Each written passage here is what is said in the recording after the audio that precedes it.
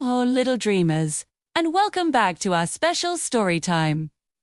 Are you all snuggled in and ready for a new adventure? Tonight, we're going to float away to a magical place called the Dream Garden. High above the world, where the stars twinkle like tiny diamonds, lived a little cloud named Nimbus. Nimbus wasn't a big grumpy rain cloud. Oh, no! He was a small, fluffy cloud, as soft and white as a bunny's tail. Then, his favorite thing to do was to watch over the dream garden far below. The dream garden wasn't just any garden. It was filled with the most beautiful flowers you could ever imagine. There were sleepy poppies, shy bluebells, cheerful sunflowers, and elegant roses. During the day, they would dance in the sun and fill the air with sweet perfume. But when night came, they often found it hard to fall asleep. They would whisper and rustle, too excited from their day of playing in the sunshine. One evening, the silver moon, with her gentle, smiling face, looked down at the garden. She saw the flowers swaying and fidgeting. "Oh, my dear flowers," she whispered softly, her voice like the chime of tiny bells.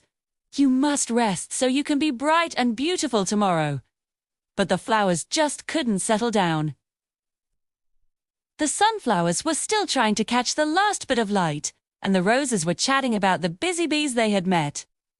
Seeing this, Nimbus the little cloud had a wonderful idea. He floated gently down from the sky, closer and closer to the garden, until he was hovering just above the flowers, like a soft, cozy blanket. He took a deep, slow breath and began to hum a quiet, peaceful tune. It was a lullaby he had learned from the wind as it whispered through the mountaintops.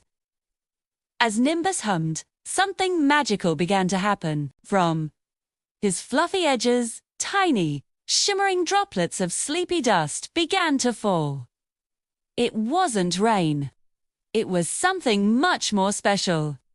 Each speck of dust glittered in the moonlight as it drifted down, down, down. One tiny speck landed on a bright red poppy. The poppy, which had been stretching its petals wide, curved a little yawn and slowly curled its petals inward, tucking itself in for the night. Another speck of sleepy dust floated onto a group of bluebells. Their little heads, which had been nodding in the breeze, drooped gently as they fell fast asleep. Nimbus floated over to the sunflowers.